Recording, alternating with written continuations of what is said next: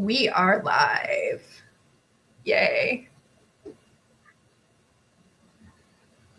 All right, I'll see if I can get our slides up. It looks like they're there and ready.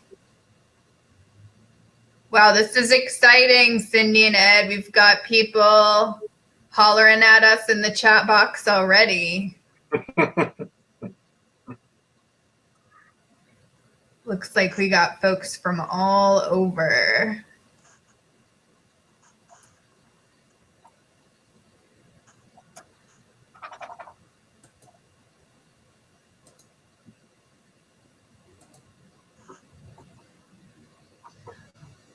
All right, Cindy and Ed, I'm going to just make sure the slides work. We've got a couple of minutes.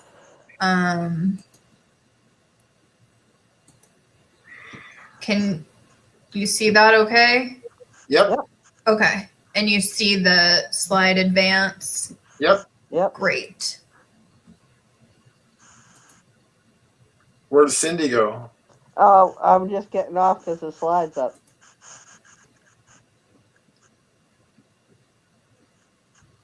Should I get up or are you going to introduce us?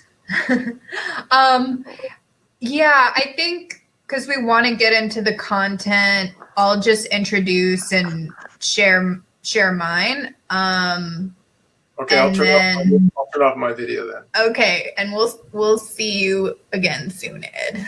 Okay.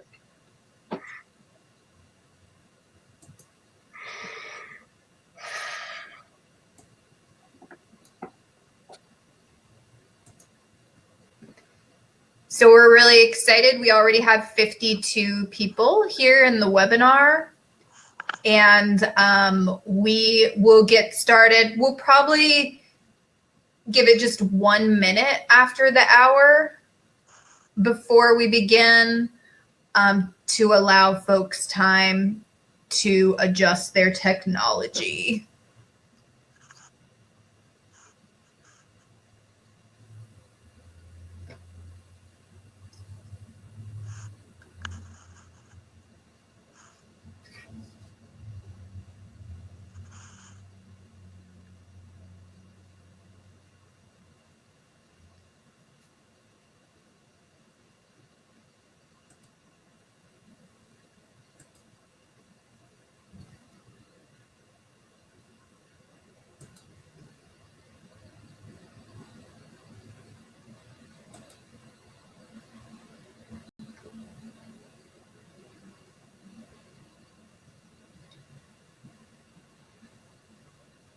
Okay. We are really excited about this webinar today. It's a first of our fundraisers for HBN USA. We're very excited to offer this while, looking through the lens of the family members' experience. There's a lot of great webinars out there, but they're not quite targeted in this way. And we thought that it was so important at a time where, we're in the middle of a global crisis where so many systems are failing, and our family might be the one support we have, the one person that we are interacting with. So we are excited to begin. We just want to say a little bit about the structure of this webinar. We have HBN board members here, HBN trainers, but the most important thing are our stories. So we're going to hear from both folks who hear voices, like myself, the family members of those who hear voices, and then really excited to have Cindy Marty Hadge here, who has walked in both of those worlds. So we have some content for you that we're going to begin with. Some of the things that we wish we had known or we wish that our family members had known. We're going to share experiences and slides for about 20 minutes each for all three of us. And then the rest of our time together, we want to be interactive and be able to take questions from the chat. And this webinar is being recorded, and that recording can be made available later. So just a heads up, as we are sharing our stories and our lives, it might be a bit harder for us to monitor the chat. I'll be monitoring the chat when other folks are speaking, but we're really going to be looking much more closely at it during that question and answer phase. So really excited that everyone is here, and we're going to get right into it. My name is Caroline Mazel-Carlton. I am a board member of HVN USA. But the most important thing about me for the purposes of this webinar is that I'm someone who hears voices. I have heard voices for over 30 years.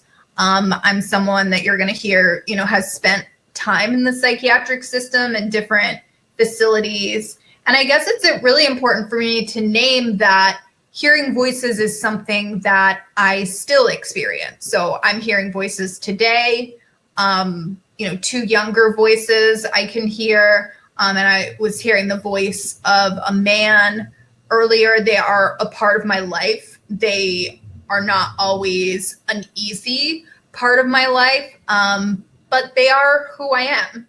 And so I think as family members, acknowledging that voices are also a part of our family experience and our family relationships is really important. So I'm going to share a bit about my story. I'm going to start my timer too, because I don't want to go over 20 minutes. So I am someone that comes from a place called Indiana. I don't know if anyone shared that they were from Indiana in the chat box. One of the things that is significant about where I kind of grew up, the culture where I grew up, it wasn't a place where you really talked about feelings.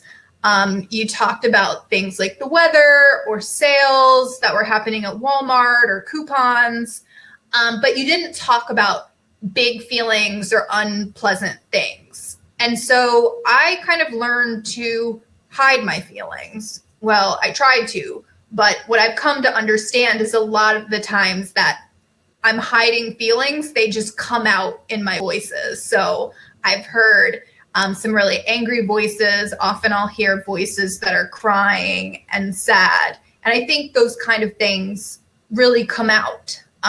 So one of the things that I wished is that there was a bit more space for feelings in my culture growing up. Also in Indiana, it was a place where you didn't really challenge authority. It's different from where I live now in Western Mass, where everyone's, a revolutionary. That wasn't really the case for me growing up. And where that became really hard for me was when people in authority roles hurt me. So now that I'm a grown-up, I understand that some of the things that I experienced from neighbors and in daycare growing up, that those things were abuse.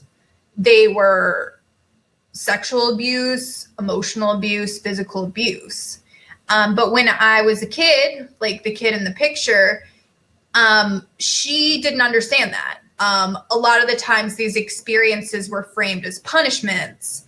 And so I thought, if I tell my parents that I've been punished, I'm going to get in more and more trouble. So I was holding my feelings inside, and I was also holding a lot of those other difficult experiences, getting hurt and seeing other kids get hurt inside. So when my voices came into my life, I'll say it wasn't actually the hardest thing in my life at all. Like I remember one time, I was in daycare and I was watching this woman who had hurt me, and she was sitting under like a shady part of her porch. And she turned to her friend next to her and she was like, Maureen, there ain't a cloud in the sky. And I remember hearing very clearly the voice of a man, like right over my shoulder here. I have heard him talking actually still today. But on that day, what he said to me was, they're liars. They're liars. There are clouds in the sky. I hate them. They're liars. I hate them, basically, kind of over and over, this voice. And it wasn't weird to me to hear the voice. I was 5. I didn't really I didn't know that it was an unusual thing. But what really stuck out to me was that the voice used the word hate, because I had gotten smacked for using the word hate before. Like, kids weren't allowed to hate things. And when the voice said it, it was almost like there was someone on my side. So, a lot of the voices that I've heard, they start out pretty neutral. I think they come to my life to kind of let me know that maybe I need some support or there's a problem going on. But I'm not sure, if they themselves are always the biggest issue. But when the problem doesn't get resolved, often things get more and more intense. And that was the case for me. I didn't know how to talk about what was happening. I didn't know how to talk about my feelings. And I remember finally, when I was 8 years old, the Gulf War started. And there was something about, living in that wartime, much like my voices are impacted by the pandemic right now. It was just really hard to hold.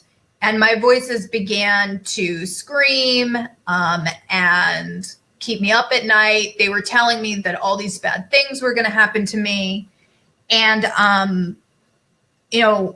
I came to the attention of a teacher and, tried to explain what was happening. She tried to explain to my family what was happening.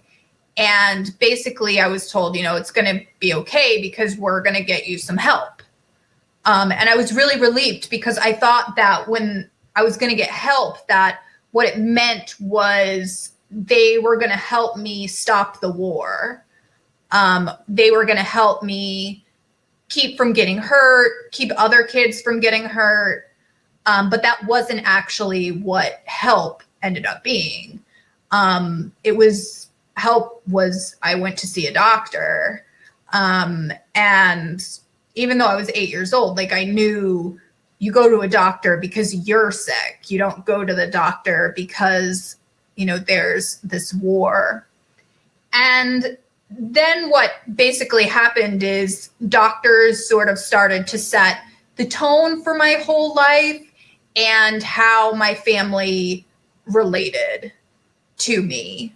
My life kind of took this urgency where it was like, we have to figure out what's the matter with Caroline. We have to figure out what her diagnosis is. And then, of course, after the diagnosis, what is the appropriate medication? There was so much urgency.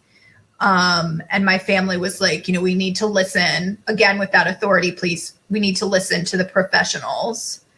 But for me, a lot of the supports didn't really help with what was going on. They didn't fix, the underlying problems. And, some of the drugs were quite heavy. They didn't make my voices go away, but they made it kind of sound like they were underwater. I was bullied a lot because of the effects of medications. I was quite heavy. I shook a lot. I didn't have much hair. I pulled out basically all my hair or it fell out. And, the more kind of difficulty I experienced in my life, the louder and more aggressive my voices became. So by the time I was a teenager, I was hearing many, many more voices than just the original man I named. Some were men. Some told me that they would hurt me. Some were women. They told me that I was dirty. Some just kind of dictated my life. And I felt like deep down, a lot of them had some sort of meaning. But, over and over, I was kind of told things, well, what it means is that your brain is degenerating. You have a disease and you need to arrest the degeneration. So I felt very different from other people. I struggled to be honest with my family. I didn't have the words to really explain to them what I was going through. The mental health system didn't really give us much of a language to relate to one another. And I think my family started to see me as dangerous. I know that in my home, as like a young person in my 20s, my parents would lock up all the sharp objects.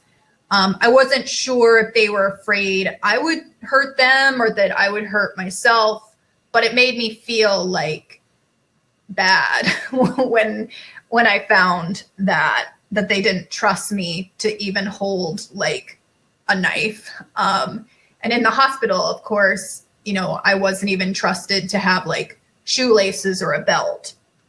And what I found was it was hard to heal. It was hard to stand up to voices or have a different view than my voices, like have my own independence when it felt like no one really had much confidence in me.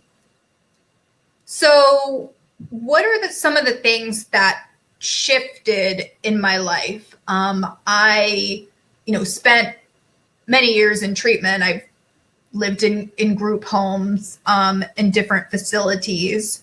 But I haven't been hospitalized in many, many years. I'm celebrating my 3rd wedding anniversary this year, but I still hear voices. So what's different? What do I want to convey? I feel like family and having relationships where you can be yourself are a big piece of it. But for me, like, because I struggled to connect with my family of origin, it was good to find family in other ways. So connecting with animals was really helpful. And then another thing that was hugely helpful in my life was at my group home, we went on outings, and one of the group home staff took me to my very first roller derby game. And when I went to the roller derby game, I saw these women that were strange like me with big feelings. They were loud. They were doing things that had gotten me diagnosed as borderline personality disorder, but they all had friends and they were all being cheered for. And I turned to like the group home staff and I was like, that's what I want to do. I want to be on a roller derby team. And Ed and Cindy told me I should have pictures of roller derby. So I'm going to move to those actually now. Roller derby it gave me a lot of confidence, and it gave me new ways to set limits with my voices. My roller derby team didn't care that I had psychiatric diagnoses. They didn't refer to me as manipulative or borderline or psychotic or drug seeking. They actually didn't even call me Caroline. They called me Mazel, as in Mazel Tov cocktail, faster than a spinning dreidel. And they taught me like how to work as a team with big personalities, which has been crucial for me in dealing with my voices.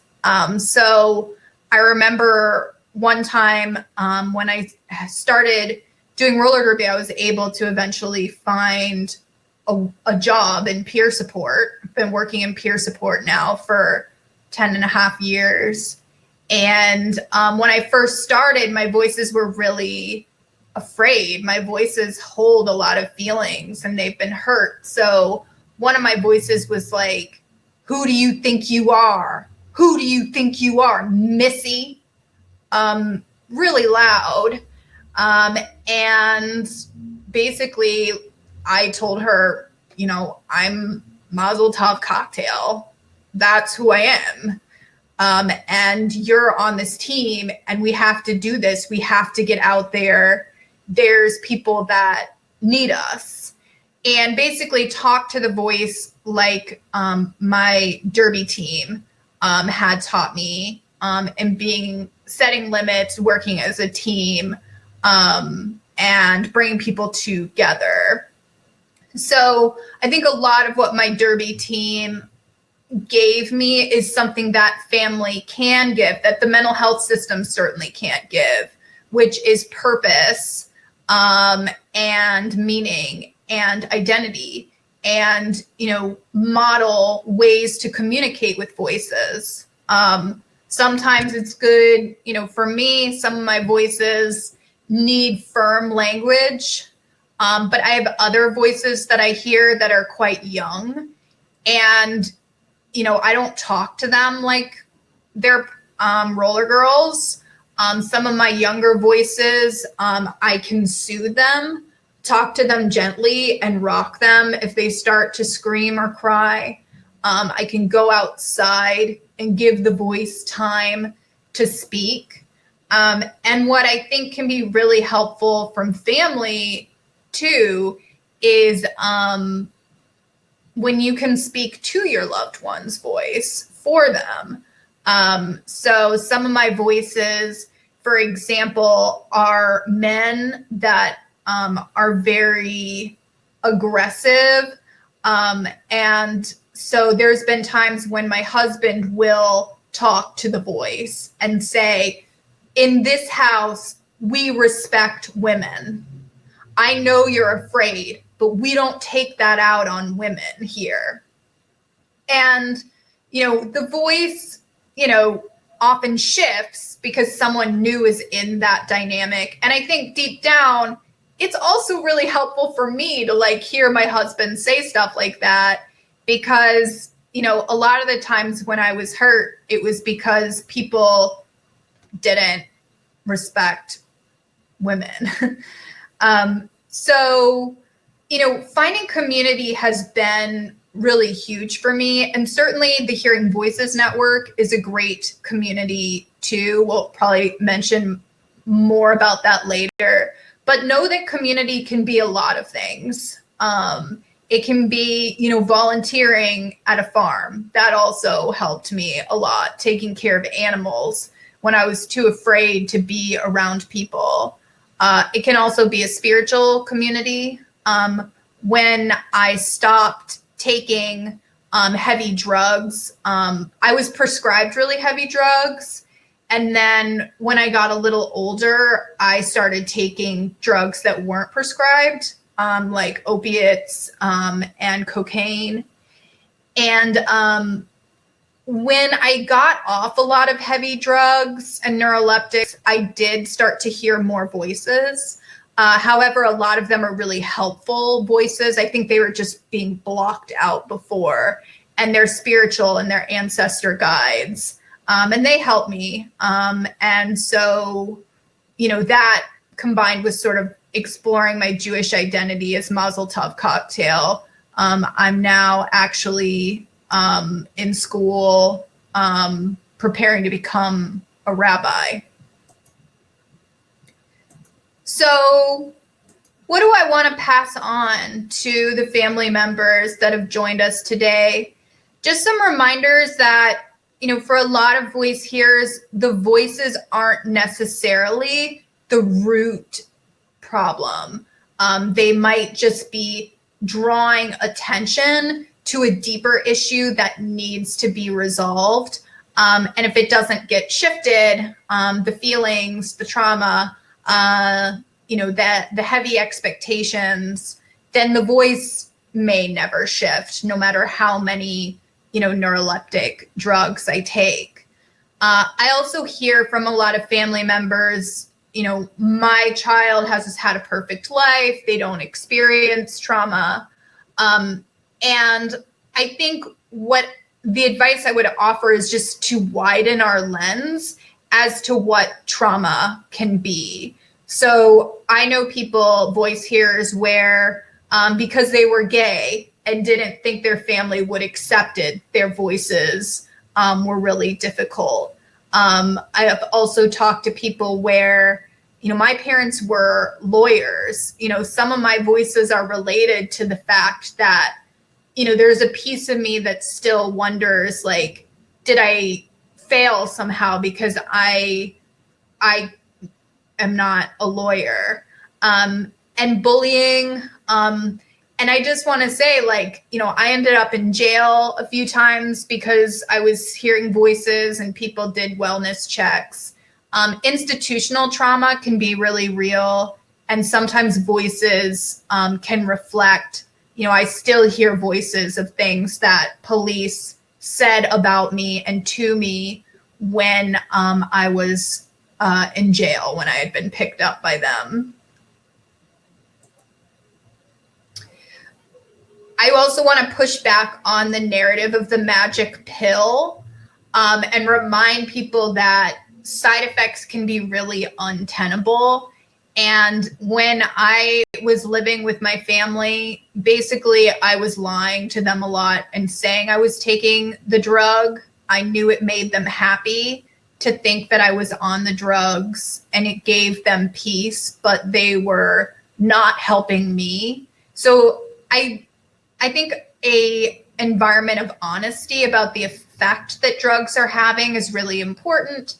And, now I use something called neurofeedback that gives me incredible support with dealing with intense voices, and also the fear, the very visceral fear that can come up when I'm hearing a scary voice. There's my timer. So I would look into, if someone's not going to take the drug anyway because of the side effects, maybe finding an alternative. And then also briefly, instead of just looking at, your family members' struggles, figuring out ways that there's something they can do that you can affirm so that they can feel stronger to deal with their voices. And then the last lessons I'll pass on before we talk to Ed, deep down, I think what a lot of people are looking for, I've facilitated hundreds and hundreds of HVN groups. A lot of people at the end of the day, they just want someone to listen. They just want to be accepted for who they are. Not all of us, our voice is going to disappear. It's not, for me, that's probably not going to be an achievable goal. I've let go of it. And so what I'm looking for now are places where I can have my voices and, have people who will listen to what they say and accept me, and my voices as well. So that's my experience. And now I'm really excited to hear from Ed, who can speak from the family member side of things. Okay. So let's see. Oh, there I am. Well, thank you, Caroline. Thank you very much. Well, my name is Ed Herzog. I live in the San Francisco Bay Area, and I'm a father of a voice hearer. About 10 years ago, when he was 30 years old, which is somewhat late for someone to hear voices, he came to me. I remember the scene. We were both in a cafe, and he told me that he was hearing voices, and he didn't understand it. He didn't he didn't know where they were coming from, but that they were very strong, and they were coming to him just like the conversation we were having at the cafe. And my response was, well, first of all, I asked them what they were saying, and I had never heard anything. I had never talked to anybody who had heard voices before, though I've been involved with the mental health system. My mother was hospitalized quite a bit when I was growing up, and so I had heard about mental illness and what that was about. And I think I knew that this doesn't sound good. And so my son was coming to me in trust, I feel, and vulnerability to tell me this because of the stigma of voice hearers. And so I did what I think a lot of parents do. They turn to the professionals, the mental health professionals, for help. And I was the same. I did that also. And I remember exactly what they told me. They told me that what he was experiencing was a mental illness, that the voices were dangerous, and that he needed to get mental health treatment for them, and that I should babysit him basically 24/7, especially when he was around his son, who was at that time 3 years old, who he loves deeply. And they told me that I needed to be with him, I guess, to monitor him, to make sure that the voices don't take over him. And so for the next 2 weeks or so, that's what I did. And that included staying in his apartment at night and sleeping over there. And over the few weeks, the voices started getting worse, in the sense that his voices were very critical, and they were telling him to say things to me and insult me, and angry voices. And so one night, we finally agreed that he needed to get some help. He did not have health insurance. And so we went to the public mental health clinic. And while we were in the waiting room waiting, his voices were just raging. I can imagine that he was very stressed and upset. And so his voices were very upset. And so we finally got called in. And by that time, he was really angry. And he was not quiet in his anger, and started insulting the tech who brought us in and the nurse. And they started getting upset and worried. And they told me that they thought that he should be hospitalized. And so I agreed. But I did not know what we were getting ourselves into. They called the police, and the police get there. They handcuffed him. They took him out to an ambulance and handcuffed him to a gurney. And I said, well, could I go with him? And he said, absolutely not. And so I decided to follow the ambulance to the mental health hospital. And they arrived there. They went in the back, and I went up to the entrance, and I said, well, okay, my son is here. I want to see him. I want to be involved in whatever is happening to him because I care for him. And they said, absolutely not. You cannot come in. He's in a holding cell with about 30 other people sleeping on mattresses and couches in a room. And he's going to be there for the next 3 days until we find a bed for him. And as you can imagine, I was devastated. What had I done? Here my son had come to me in, still hard to describe, but he had trusted me.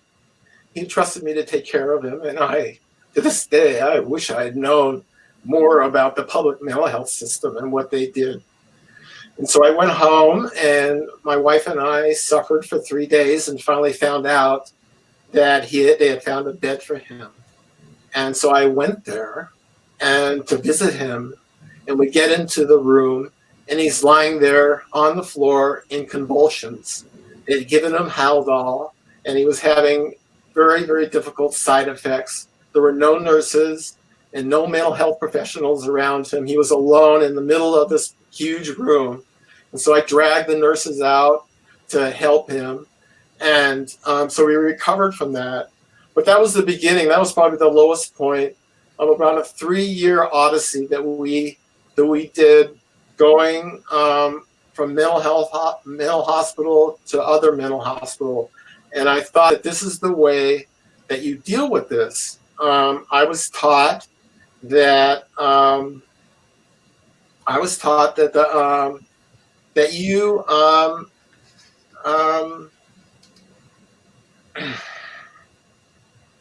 that mental illness is like a disease, and that you treat it that way with medication. And so I followed that up, like diabetes, with insulin.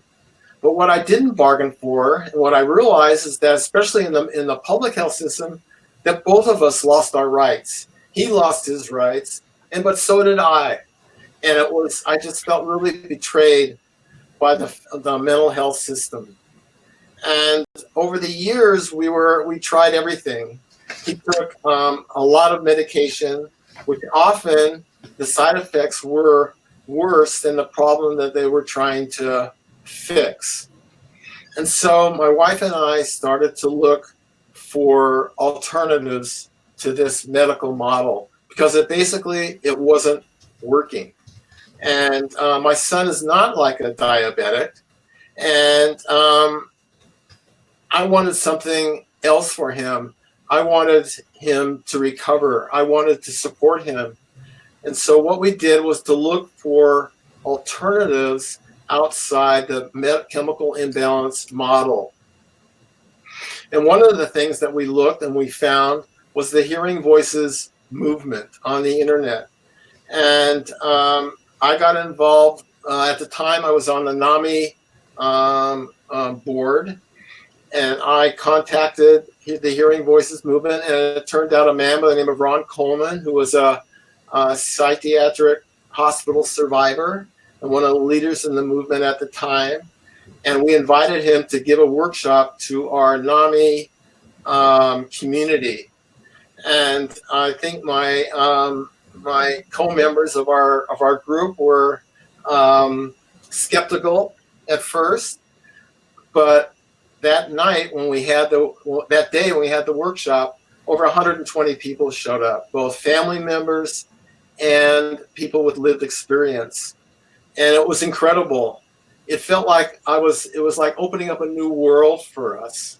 And one of the most important things that I learned out of that experience, which really shifted things for me, was that I learned that the voices were real experiences.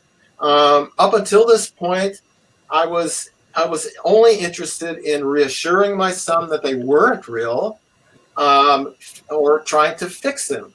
I remember I would oftentimes the voices were really rough at night, and so I would march him out to the middle of the street in front of our house and point to one end of the street and point to the other end of the street and said, "Look, there's nobody out here.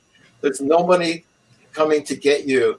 I'm in here. I will protect you." But it didn't work. What was missing was actually looking at the meanings and messages of his voices. And although that totally goes against the medical model, which discounts the value of the content of his voices. The other thing that I learned was to acknowledge my own feelings as a parent. I was so involved with my son, and I was not in touch with my own fears, my own uncertainties, and anxiety for his safety. And those concerns guided my belief and actions. And so what was hardest for me, and what I needed to do and did, was start acknowledging my own fears, and really sitting with my fears and anxiety. And in conversations with him, when those voices would come up, I remember we'd sit in our living room and he would come and tell me that the voices are really, really hard right now. They're telling me to say these things to you. And so we would sit down in our living room, and I would actually listen to him, and he would describe to me what the voices are saying. And then I'd say, well, let's put the voices in a chair and let's talk to them. And the three of us can have a conversation with these voices. And so it turned more of into a partnership instead of me trying to control his voices and to control his experience. This shifting point of view also changed our relationship and empowered him as well. One of the things that I've also learned is to be curious rather than fixing him. That's really, really hard for me as a father. I have a lot of regrets that that's what I went to. I really I thought that I could fix all his problems, but I really needed to get a hold of that and to back away from that and to ask him, tell me more about what's happening to you. I'm here to listen. And I felt that really empowered him and enabled to, as a parent, you have a lot of power in relationships and with your children. And I really learned the hard way to share power in that way and allowed him to define his concerns and what he wants to work on. And that I really needed to stop taking responsibility for my son's path. I cannot walk it for him. And so that really shifted my point of view. And I think that I helped him the most when I really owned my own feelings and how I experience his voices. And I just listened to him. One of the things that I also think was really helpful was that I started getting together with other family members and people with lived experience and clinicians. And we got together and we talked about forming our own network here in the Bay Area. And we also partner with the Hearing Voice USA for facilitator trainings for family members, clinicians, and voice hearers. And we created something called the Bay Area Hearing Voices Network, which was awesome. It was incredible. We started with one Hearing Voices group, and for the first time, people who hear voices, including my son, were able to go to a group and feel safe to talk about their voices and feel empowered to talk about them. I remember he went to his first group and he came back, and my wife remarked, and I remarked how empowered he felt, and there was a bounce to his step, and it was also creating a community outside the group that he could go to and also get support. So at the present time, we now offer 4 groups, including one for family members, and which is facilitated by someone with lived experience and myself, as well as our long-term adult group, and also 4 groups for young people. And my son still hears voices, and he takes some medication, but the voices are more like friends right now to him.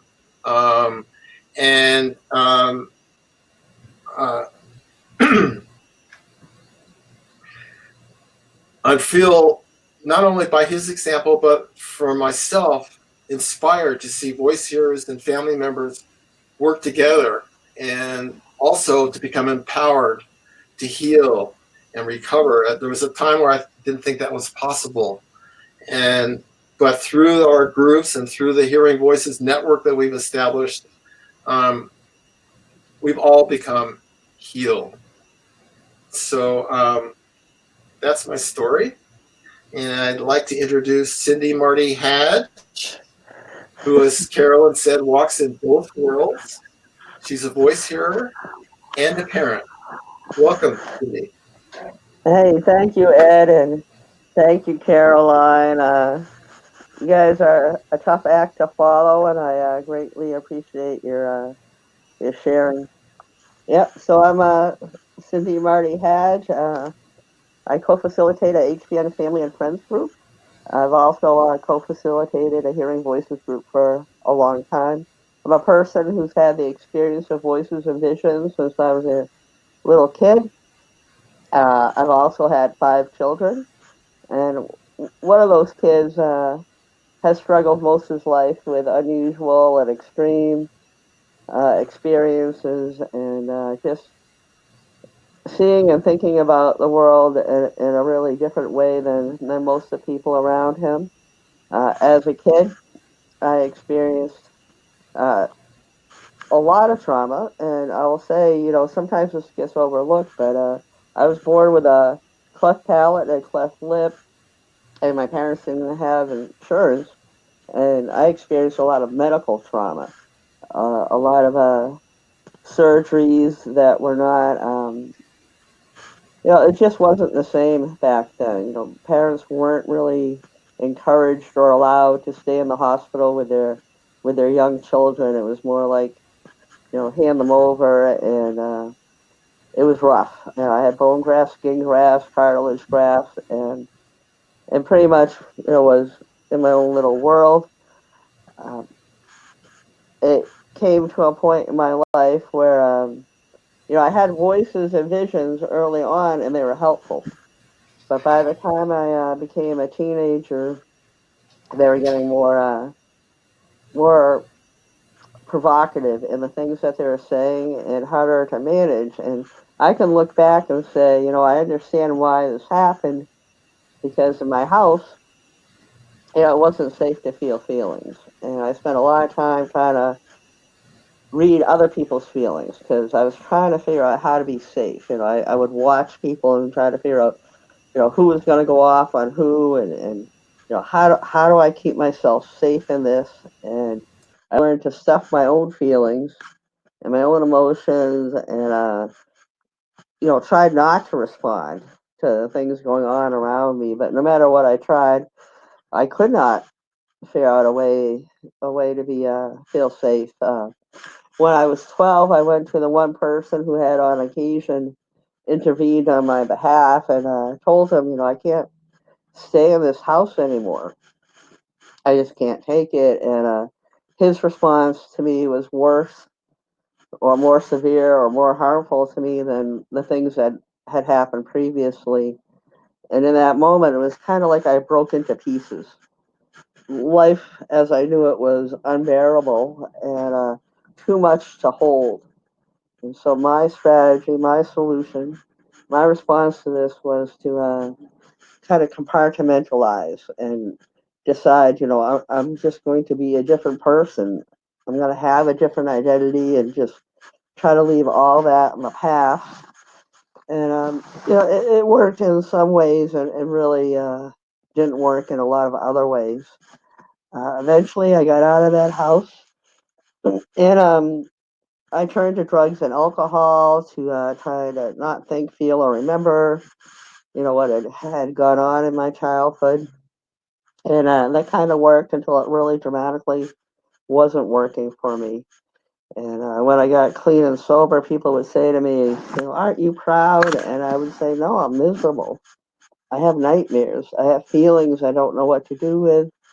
I, I don't even know how to live. And it was too painful to use, and it felt too painful to live. And that is how I entered the mental health system. Eventually, I got better at creating this different identity, and with this different identity, I felt safer in the world. I went on to have a career and kids, but when my oldest daughter turned 12, it all fell apart again. To see her at 12 just brought up all the things that had happened to me at 12, and I could no longer, you know, keep those memories away or stuff those feelings. And once again, I got into the mental health system, and they came up with the 3Ds. I got a diagnosis, I got drugs, and I got Department of Mental Health Services. And their answer, their strategy was similar to mine, in that they said, don't worry about it. We just need to get you on the right cocktail, and you'll be all right. And I kind of liked that message because that was my theory. Put the right drug in me, and life might be livable. Eventually, I was in the place of shaking and falling down from Haldol, and the goal was always, in their mindset, was to get rid of the voices. And so that's what landed me on Thorazine. And I once again got to this place where if this is what life is for me, which is what they're telling me, you'll always be on medication, you'll be in and out of institutions, you should be grateful for any amount of time that you're not. I thought, this was not a life worth living. I felt like I was in purgatory, and I couldn't kill myself because that wouldn't be good for my children. And yet I had a voice telling me, do the world a favor and kill yourself. And in my desperation, I had remembered that peer support in the form of a 12-step programs had helped me at an earlier time in my life. And so I went online, I put in mental health peer support, and I found out I lived within walking distance of one of the only, at the time, one of the only hearing voices groups in the entire country. And what was amazing about that for me was I went in there, and instead of people telling me that I was, I had to accept this diagnosis and I had to accept this psychiatric drugs, instead, people pointed out strengths in me. Um, and it's not like they had the answers, but they had the questions.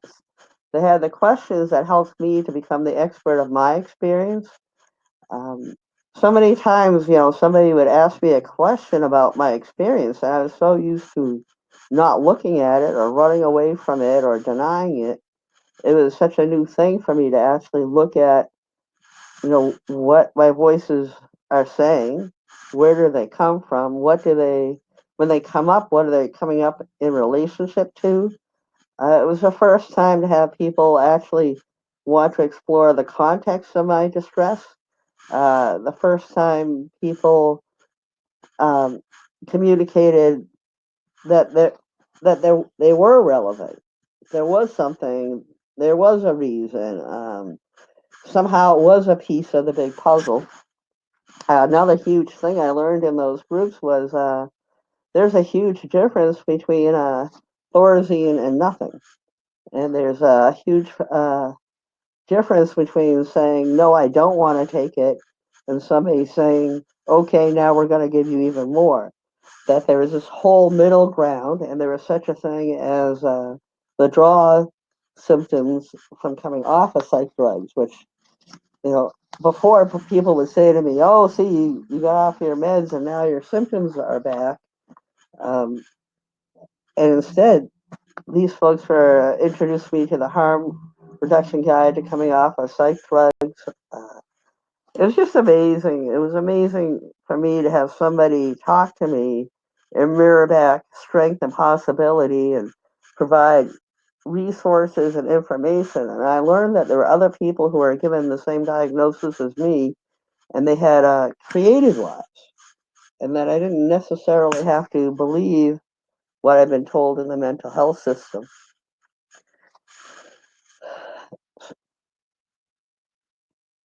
Oh, sorry, I'm having a minor technical difficulty. So, what I've learned along the way is, for me, as a parent and a voice hearer, that I needed to learn how to take care of myself. In my parenting, I would be incredibly present for my kids because I didn't want to be like what I came from, but I was still ignoring my own feelings and needs. And so I'd be incredibly present and then I would be absent. And then I'd feel guilty for being absent and then be incredibly present again. And what I have come to realize is that if I don't take care of myself, I really can't be in a position to take care of anyone else. Another really basic one is basic needs. When my son who struggles, when he's going through a hard time, sometimes he just needs to sleep. Sometimes, the best thing I can do for support is offer those basic needs, to try to create a place that feels safe for him versus feeling safe for the mental health system.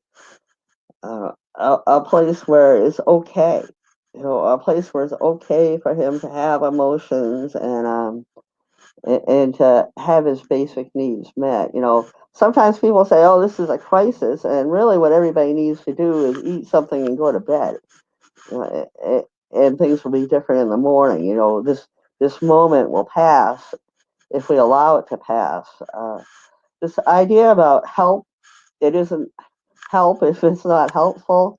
At one point in my child's life, he had gotten involved with the police, and it was really not so much about anything he did, but it was about other people's fear. And it was a horrible situation because they're telling me, he has to take, a boatload of Seroquel or we're going to put him in jail. And, I could sit with him and tell him his options and remind him that he does have choices. They may all be lousy choices, but he does have some power in this situation. And, if it was helpful, that'd be wonderful, but, it really wasn't. And yet that's what they would continue to offer him. Sometimes it's way more respectful just to tell somebody, what's going on for you. And so there are times I've said to him, I can't, bring you to the house because I have to sleep. And if you can come and be quiet and sleep, yes. And if you can't, then I'm just not, in a place to be able to do that. And can we figure out a different plan? But this idea that both our needs are important, and what Ed had talked about, trying to form a partnership versus a power play, has been really important. And now that he's had, he's 30 now, so I rarely get called on to get involved with policing him, and instead we can strategize together about, what does he think is a good move for him, and I can tell him how I feel about it. If you do this is what I'm worried about, or this is what I'd love to see happen for you, and I can respect that. It's his decision. Uh, what I've learned along the way uh, is the curiosity. Instead of passing judgment or telling somebody what to do, instead to say, you want to do this. What do you think will happen? How's that going to work for you? How does this work for you? What do you want to do? What do you want me to do? How can I be supportive in this moment? And the idea about multiple truths, that people can have different perspectives. Sometimes I talk about with my family of origin, you know, my siblings and I, for the most part, grew up in the same house, but we had really different experiences. It's kind of like we're riding on a bus, but we have different seats. And the idea that we can be in the same room and have a different experience, and one person doesn't have to be right, and the other person doesn't have to be wrong. It's more about understanding what things look like from different vantage points. Self determination. I'll tell you right now, my son's in a program, and he just talked to me before I went on here, and he said this is such a different place, and I said how? He goes, I can leave anytime. It makes it so much easier to be here. I actually like being here, but if you told me I had to be here, I wouldn't like it. And so he's just thrilled that he can be in a place and determine whether that's actually helpful for him, and he's not required to stay there. And instead, people are doing the same thing that I found helpful. They're just asking him, what would be supportive in this moment, and what would you like to do, and how can we support you in doing that? Um, a tough one for me sometimes is this idea that as his mother, sometimes I am not the best person to support him, and sometimes he has come to me with a situation, and I'll be blunt about one of them. One of the psych drugs he was on was affecting his sexual life. And I said to him, it's really hard for me to have this conversation with you. You know, can we figure out somebody else? And I went through a list of different young men that he could talk to. And so even though I did not feel like I was the best person to have that conversation with him, it turned out I was the only person he was willing to have that conversation with. And so we had it. And it turned out well. I had a ton of discomfort, but it turned out really well because he was able to advocate for what he actually needed or wanted. Supporting meeting making. So if he comes to me, at one point he wanted to be a superhero and he wanted me to help him buy all these gizmos and gadgets, and what we could talk about instead of saying yes no was, what is that about? And what it was about was, he wanted to be protected and he wanted to be able to protect other people. And so we had this great conversation about, different things that had happened in his life and different things that he wanted to do with his life. But if we had just sat there and said yes, no, we would not, as Caroline has said before, we wouldn't have gotten to the root issue. The root issue is, how do I feel safe in this world? Or how do I protect other people from being hurt? I want to say that it's a privilege to be able to do Hearing Voices family groups, because we get to have the values of HVN and a space where, as a parent or a family friend, we could actually talk about our own experiences versus that of the identified patient, if you know what I mean. The idea that as a parent, I also have a right to take care of myself, or can I have a space where I can talk about my grief, my shame, my hope, without it just being a conversation about what that child should do or shouldn't do, or and so forth. So I just wanted to put that plug out for it's kind of a shift from certainly any of the mental health groups that I've been in, where it's a circle of people telling one person what they ought to be doing or making a plan for the other person. Instead, it's like, as Ed said, owning his own fears. It's also a place for people to just get support for their own stuff, as well as strategize how to be how to better support themselves and to support their loved one to get their own support system, and try to heal that relationship. And so that is what I wanted to share. And I think we are now going to open this up to the question and answer period. Yes. Thank you so much, Cindy. Welcome. Thank you for sharing all that wisdom from being on both sides of this. It's invaluable. So, what we're going to do now, and there's a lot of folks asking about the recording. We'll send the recording and the slides out. What we're going to do now is address some of the questions that we see in the chat box.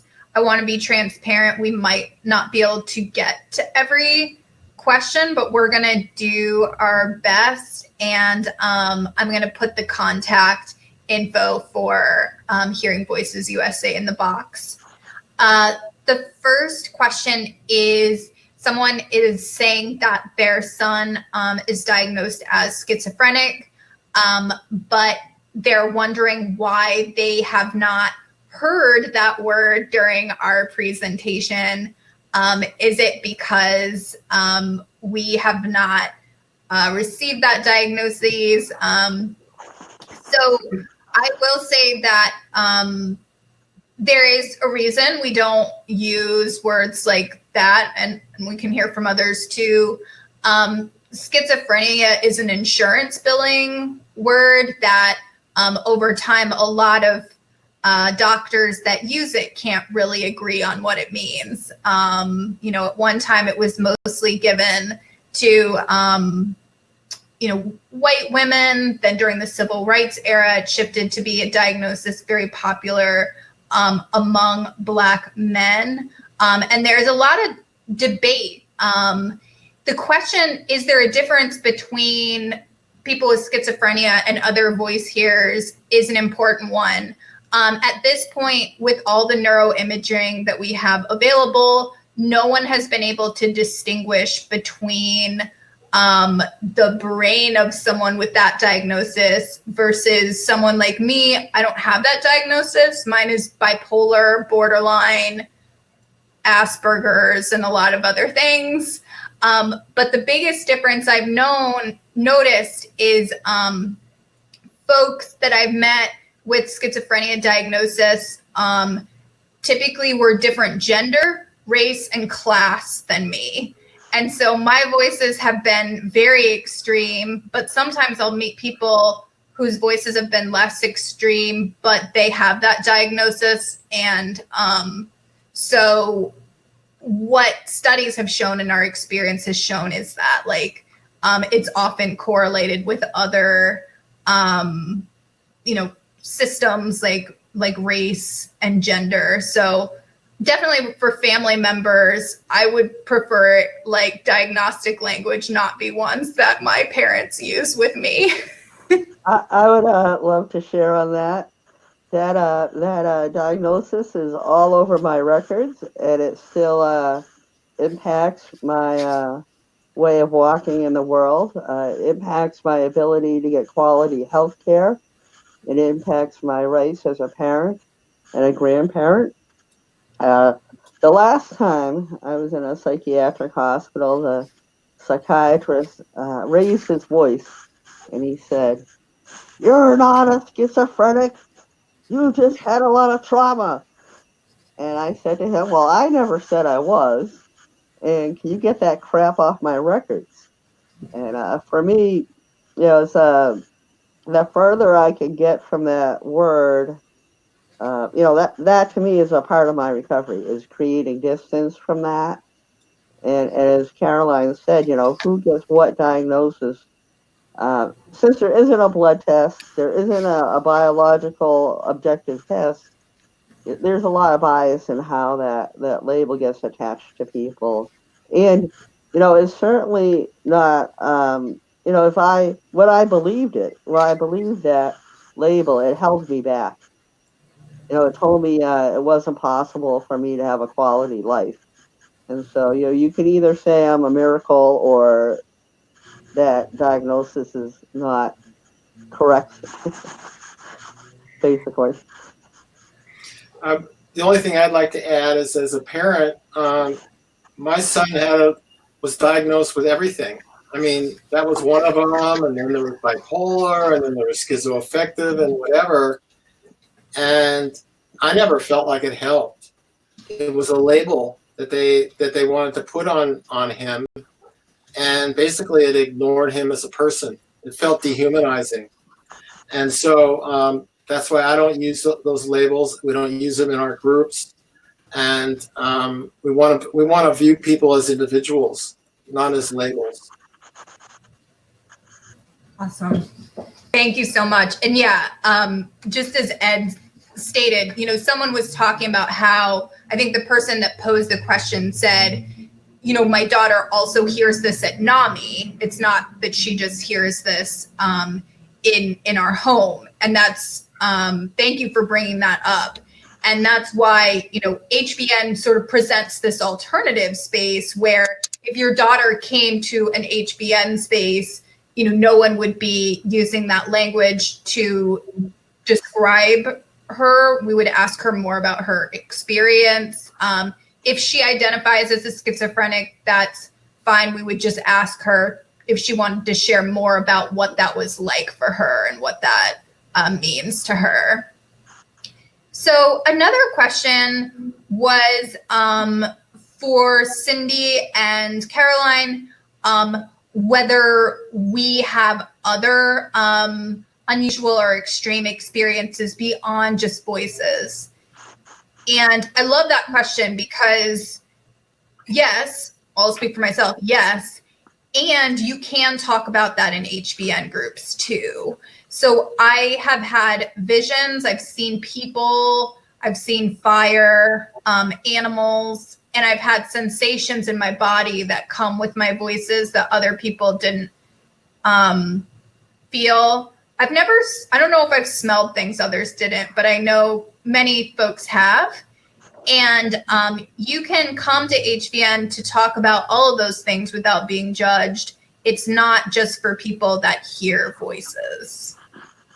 Absolutely. I've seen, as a child, my earliest experience was seeing things. And for me, they were of a spiritual nature and they were really helpful. And that continues to happen for me on occasion. I have had smelt and tasted things that other people didn't, and sometimes I think that's trauma related. Smell and memory are very closely linked. A memory can trigger an odor, and an odor can trigger a memory.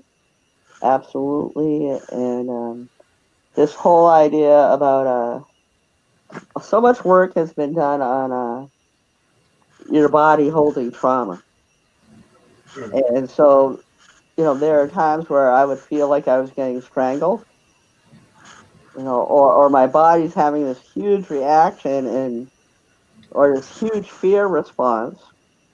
I've had unusual beliefs in that the threats that I received as a child, sometimes they be represented in voices or unusual beliefs. I would believe the people who were the closest to me were out to get me, because that was you know, basically true as a kid. The people who were taking care of me did harm me. And so sometimes I would have that fear that's happening now. So yeah, unusual beliefs, unusual ways of seeing the world, absolutely room for discussion in HBN groups. Thank you. So we have another question saying a few questions that touch on the fact that a loved one is afraid to talk about the voices, like how do they open up about their experience? I think it's a great question. It took me, the story I just told you, I couldn't have told you that story like a dozen years ago. What really allowed me to be able to talk about my experience was being around others that did so. There's a saying, if you can't see it, you can't be it. So it was really essential for me to see particularly other women, like talking about their experience openly, saying like what their voices said and what they sounded like, and doing that without like shame, and to see them do that without having negative consequences. That's what really gave me the permission. So I think it's important. We have like a film screening of Beyond Possible coming up next week. Inner Voice has like a whole video page. So it's hard to talk about something if literally no one else is talking about it. So finding those examples is key. And so often when I would talk about an experience, it would have negative consequences. So why would I talk about it? I had to go to hearing voices groups for 6 months. I went 6 months before I felt like, okay, it's safe enough for me to actually talk about my experiences. I had to see that people could talk about it and nothing bad would happen to them. Nobody would be dragged off. Plus, I had this childhood trauma here. If you talk about it, someone will die. And so I literally just needed to see that that wasn't going to happen because I had 25 years of the opposite happening. If I brought it up, I could lose my freedom. I could be medicated. You know, all these negative things would happen. And there are so many things in print, online, so many stories of voice hearers that can start a conversation. Watching a video of someone else sharing their experience and asking somebody, what do you think about that? Can you relate to any of that? That might be a more comfortable way of easing into talking about personal experience after knowing you're not alone. Yeah, and I think Cindy was in her example was right. I mean, at the beginning of every group that we lead, people are encouraged to, we say, step up or step back. And there's room for people to talk, but there's also room for people not to talk. And it's totally up to the person's what they want to do in the group to do that. It's totally self-determined.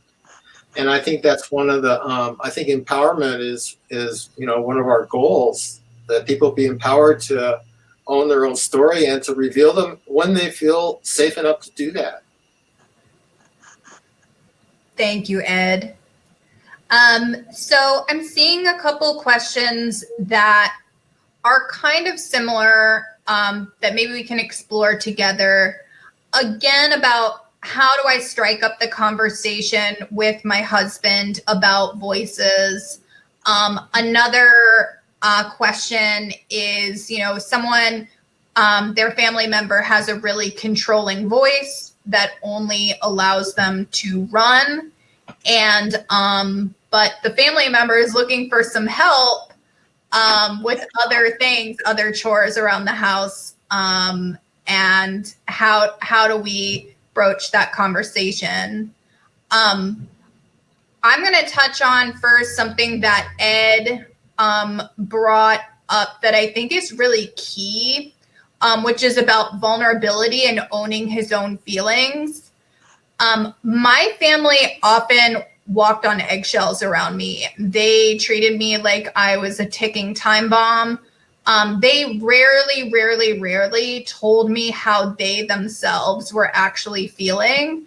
Like, I don't think they ever really trusted me to be able to hold their big feelings. I mean, they were told essentially that I was, very sick.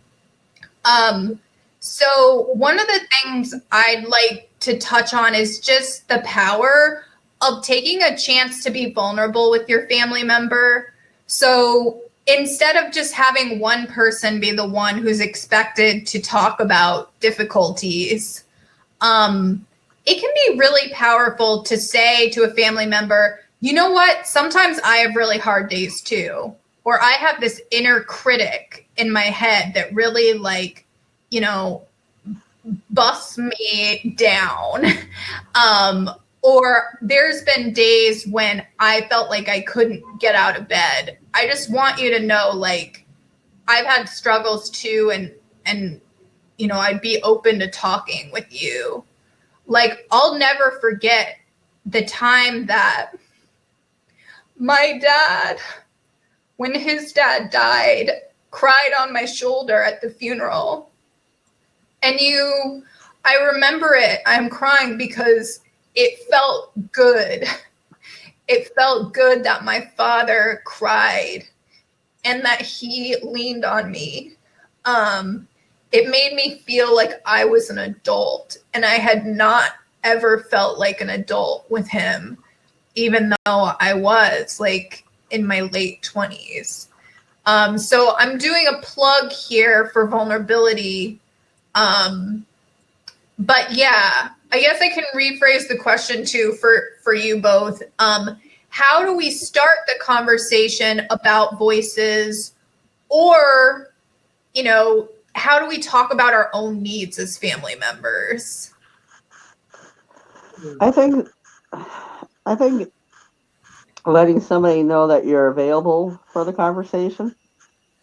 that you care about them, that you love them, and you want to be supportive. And but I don't think pushing somebody or prying is going to help. But to say that you're available, maybe to share what you've heard on this webinar, and to say, I'm curious if any of this, what you think about what I learned in this webinar.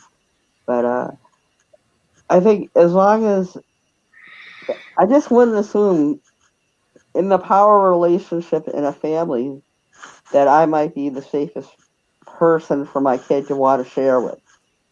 But finding someone for them to share with, or letting them know there are people, or for me, it took a while, but he now knows he can tell me anything. But, inherently there is this power imbalance, so a lot of times I would try to brainstorm with him who are other people he could talk to. But I think keeping the lines of communication open and knowing you're willing to be in this kind of conversation without having a fear factor response is really helpful.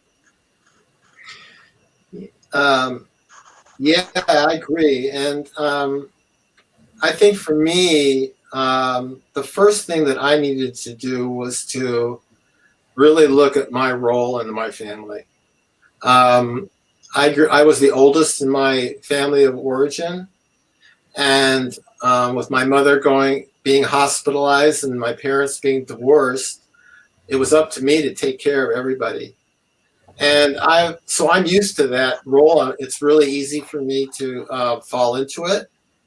But I think that it doesn't help myself because I need to be taken care of sometimes too, and it's really hard for me to accept that and to honor that and to reveal that. So people look upon me as, well, Dad doesn't need my help, or he knows, blah blah, all this other stuff, and it's not really me.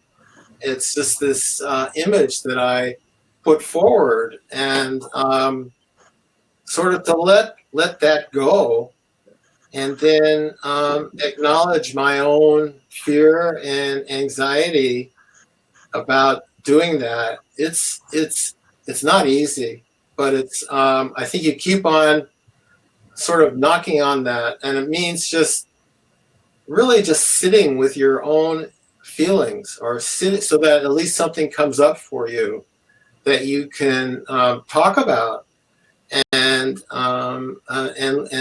look at, especially when your loved one is maybe having some experiences or having some difficulties. All our protectiveness comes out, and all our stress comes out, and to really sit with that and to let it come up and acknowledge it, I think, is at least a first step.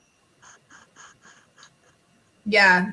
Thank you so much. And just to touch on things that both Ed and Cindy said, don't feel that pressure as a family member that your family member must always come to you.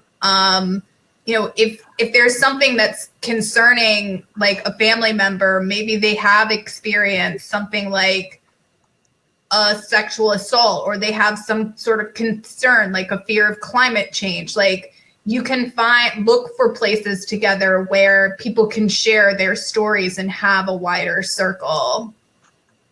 And also to add, talk about yourself.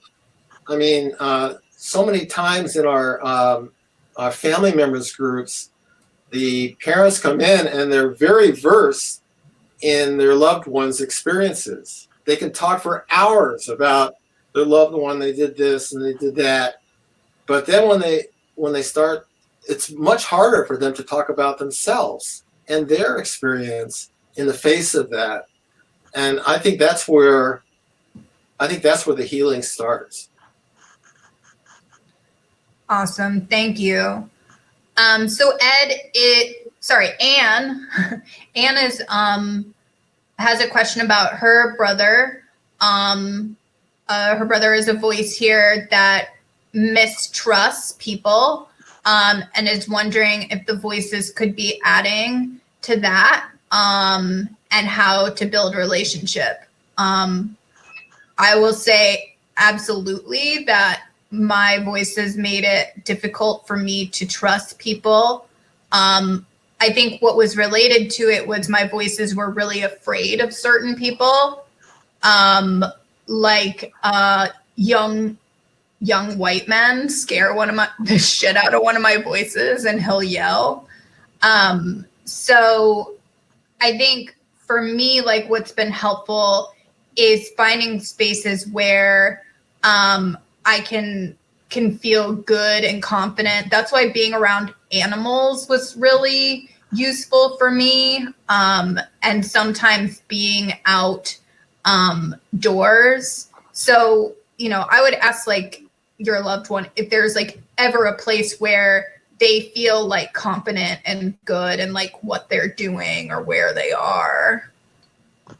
Also, for me, maybe asking somebody, you know, how can I build trust with you? You know, what can I do to demonstrate, um, or what are your fears? You know, I have a spiritual advisor, and after he got to know a lot of personal stuff about me, you know, I had voices, you know, yelling at me for having told and telling me I couldn't trust him, and they felt it felt you know, I felt like they were right, but eventually, you know, he just reminded me of the ways he's been present for me, and I could go through, you know, and share what the voices were saying. This is what they're saying, and then we could look at, well, where does that message come from? When have you heard that before in your life? And you know, this is not that. But I was not used to having a trusting relationship. So I had to learn to trust, and it took time, and absolutely not trusting people. Yeah, another thing which I actually learned from Caroline was sometimes voices are really afraid that, oh, you're talking to somebody to try to get rid of me. Mm. And if you're saying that you're, as Ed had said, if you're coming from a place of acceptance, you know, like it's okay. It's okay you're hearing voices. And I'm not here to manipulate, power over, or push you, or persuade you. I'm just here to listen. You know, that might build trust. I agree. One of the things we do in our groups is that we ask people to use I statements instead of you statements, and so that kind of forces you to talk about your own experience. And I think that's a really good place to start.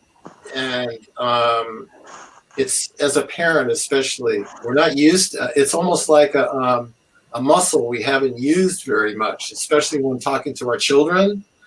But to start all our statements with I, so you're talking about yourself, I think that might help. Thank you. So there's a question about ignoring voices, whether ignoring voices is helpful or can make things harder.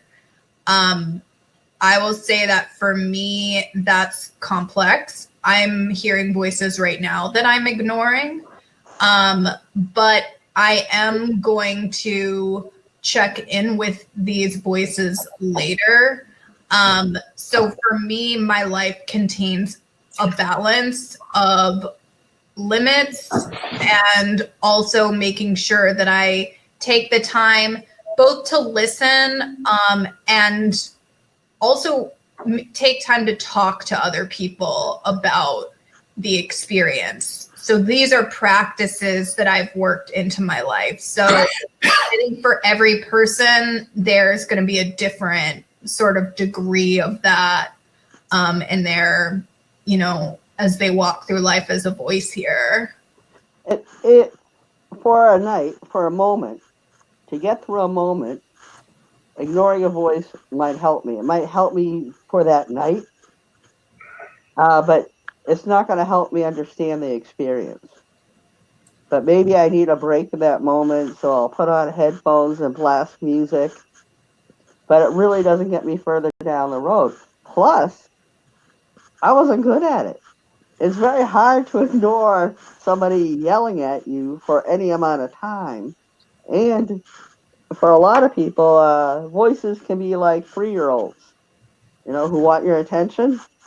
And maybe you can ignore them, maybe you can pacify them a little while, but maybe they get more provocative or more creative in order to get your attention.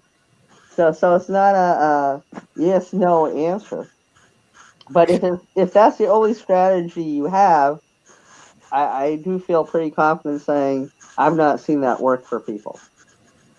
Yeah, and I'd just like to add, as a family member, I remember early on, it was like I would say to my son, well, can't you just ignore them? And I don't think that was very helpful. And so I agree with Carol. I think it's a tricky question. And there's a lot of literature about that, about things you can do to divert them or do whatever, but I as a family member, I learned that wasn't, at least coming from me, it wasn't very helpful.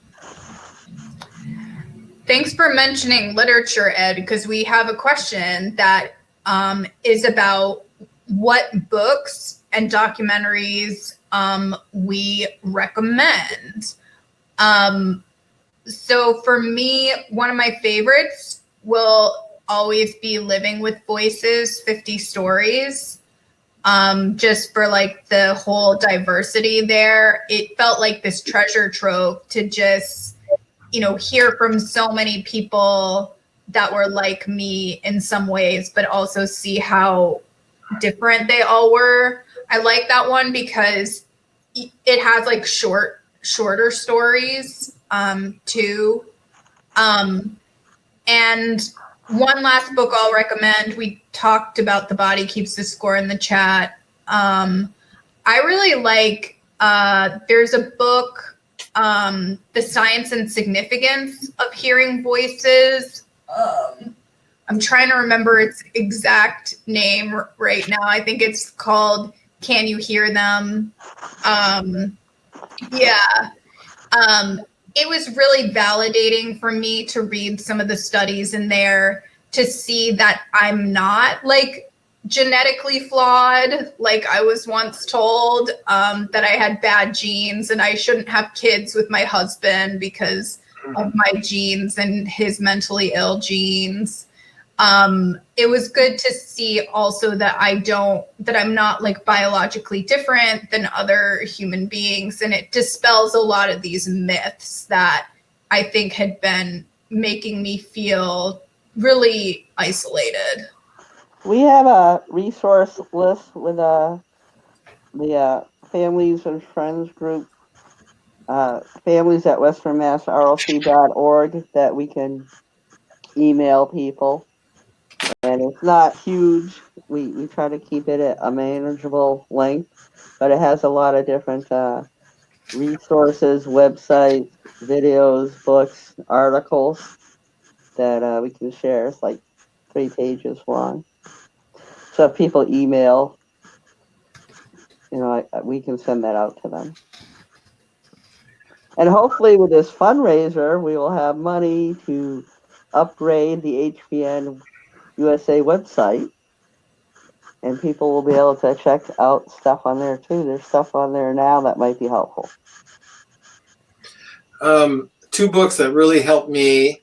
The first one I read was Anatomy of an Epidemic by Whitaker, which, now that we're sort of sheltering in place, it's a nice thick book, and you'll have time to read it. And so that shifted my point of view tremendously. And also a book by the guy by the name of Paul Baker, who's a British writer who was very, very helpful to me. And then there's a film that I love. It's called Crazy Wise, that I would recommend.